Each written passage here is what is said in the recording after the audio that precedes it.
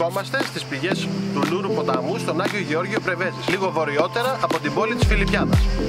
Όπως βλέπετε πίσω μου υπάρχει το ρωμαϊκό υδραγωγείο της Νικόπολης, ένα θαυμαστό έργο αρχαίας τεχνολογίας.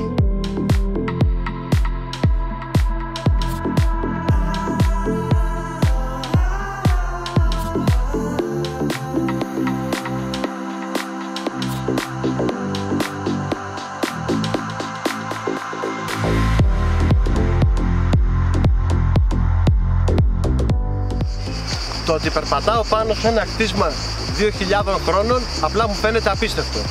Γιατί τόσο χρονολογείται, μιας και η κατασκευή του άρχισε το 30 π.Χ. και τελείωσε με τη γέννηση του Χριστού.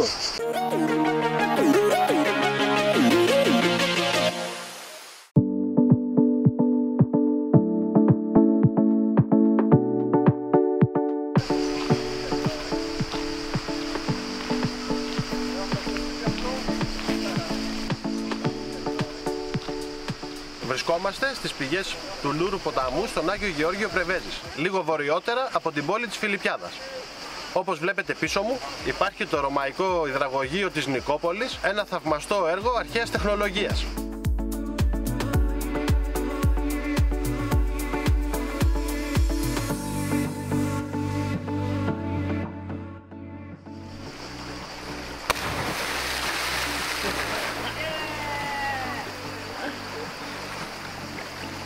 Ας πάρουμε όμως λίγο τα πράγματα από την αρχή για να καταλάβετε και για ποιο λόγο χτίστηκε το υδραγωγείο.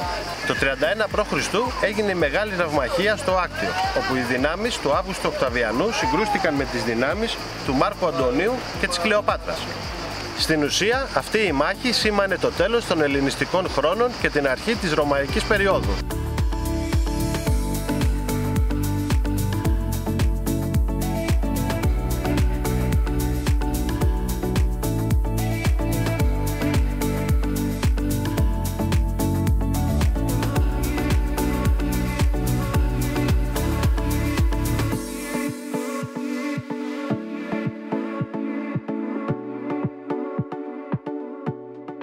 Ο Αύγουστος Οκταβιανός, για να τιμήσει τους θεούς Ποσειδώνα και Άρη, σαν τους θεούς της θάλασσας και του πολέμου αντίστοιχα, έκτισε την Νικόπολη, η πόλη της νίκης δηλαδή.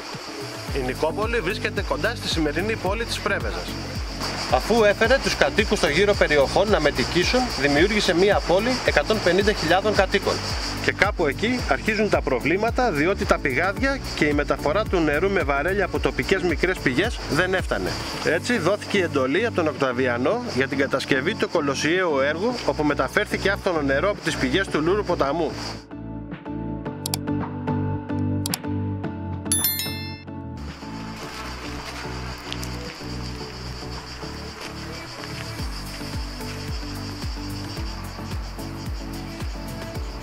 Όπως βλέπετε έχει σκαλάκια και ανεβαίνετε επάνω, ονομάζεται τρύπα του Αγίου Γεωργίου.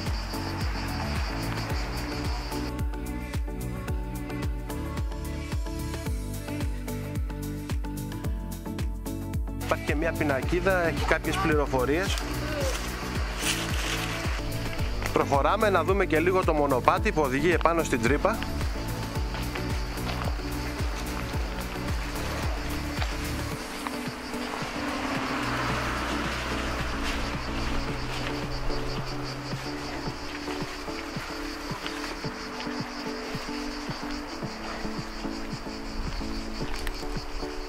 Μας είχαν πει ότι δεν είναι και τόσο καθαρό, αλλά η αλήθεια είναι δεν υπάρχει και τόσο μεγάλο πρόβλημα με τα φυτά.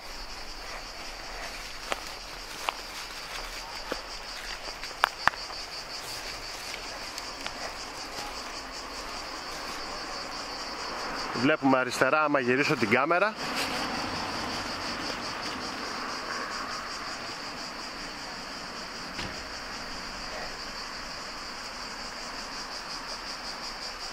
και συνεχίζουμε τη διαδρομή. Δεν θα το κάνω μοντάζ έτσι, ακόμα και να κουνιέται λίγο το πλάνο, απλά για να καταλάβετε πώς είναι ο διάδρομος. Ακούτε τα τζιτζίκια, αριστερά είναι και το ποτάμι, ακούγεται και αυτό.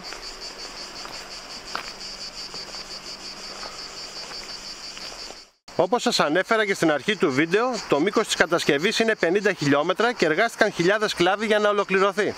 Η μεταφορά του νερού γίνονταν με αγωγούς. αυτός είναι ένας εναέριος αγωγός. Θα γυρίσω λίγο την κάμερα να σας δείξω και έναν επίγειο.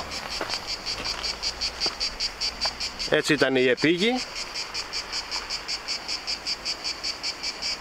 Και σε πολλά σημεία, αναλόγως με τη μορφολογία του εδάφους, φτιάχνανε και σύραγγες έτσι ώστε να περάσει ο αγωγός.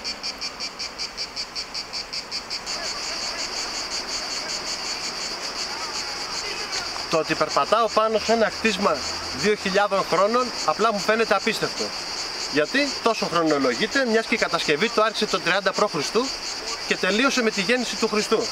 Έκανε 30 χρόνια. Αν και κάποιοι λένε ότι έκανε γύρω στα 150 με 200, αλλά αυτό δεν είναι τόσο πιθανό το σενάριο.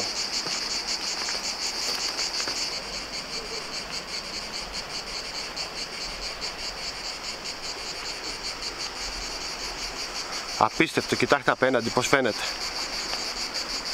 Βρίσκομαι ακριβώς απέναντι από τα τείχη στο βουνό.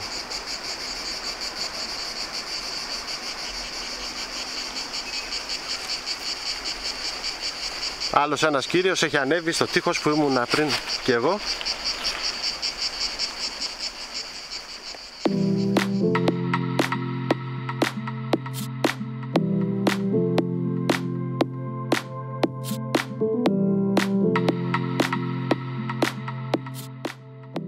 Και μιας και ήρθαμε, πάμε λίγο να δούμε και το χωριό όσο προλαβαίνουμε πριν νυχτώσει. Αν και θα έρθουμε ξανά άλλη μια μέρα, γιατί λίγες ώρες εδώ πέρα για να τα γυρίσεις δεν φτάνουνε.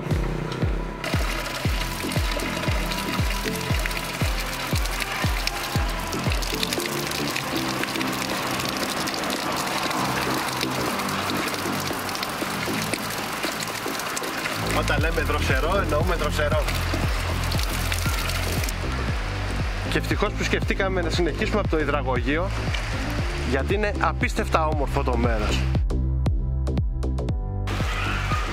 Πάμε να κατέβουμε και προς τα κάτω, να δούμε τα πλατάνια, τα παγκάκια που έχει δίπλα στο ποτάμι, τα γεφυράκια. Η αλήθεια είναι, δεν ήξερα για την ύπαρξη αυτού του μέρους, πρώτη φορά το βλέπω κι εγώ. Κατέβουμε λίγο τα σκαλοπάτια.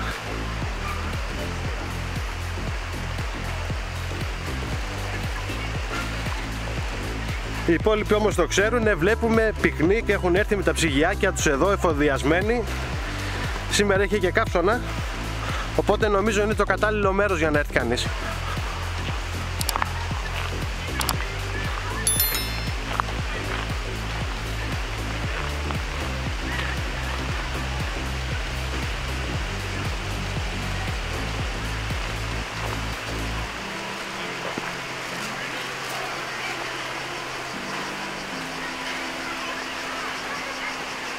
Από εδώ και πέρα νομίζω δεν χρειάζεται να μιλάω, θα αφήσω να ακούγεται ο ήχος από το ποτάμι.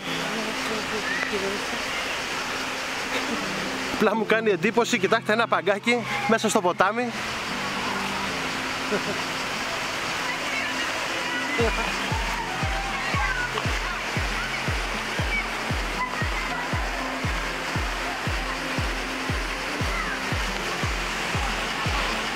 Κι άλλο γεφυράκι, νερό, τρεχούμενο, κοιτάξτε κάτι πλατάνια.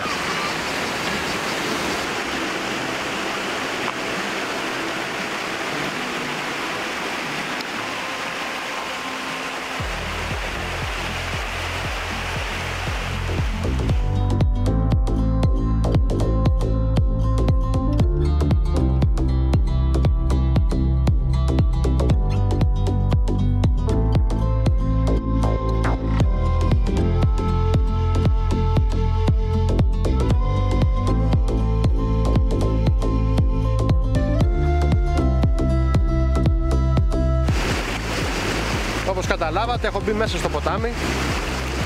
Το παγκάκι που σας έλεγα, γεφυράκι στην ευθεία,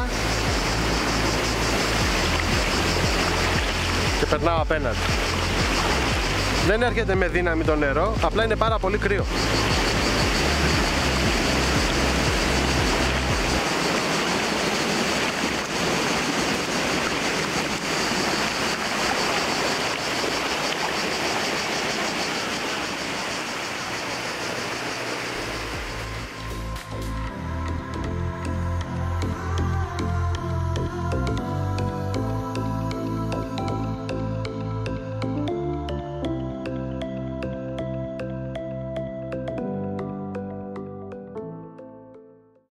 Ρωμαϊκό υδραγωγείο, ημέρα δεύτερη.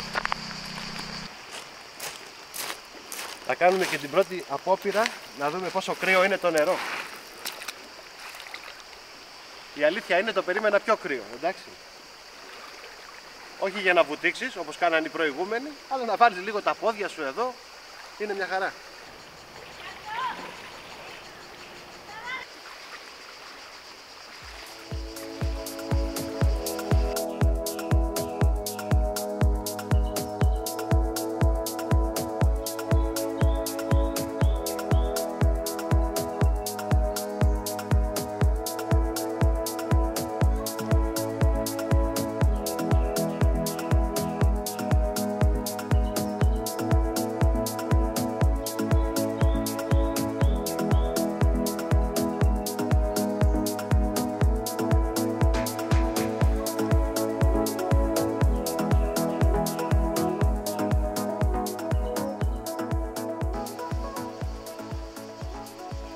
Έχουν φτιάξει απίστευτο μέρος.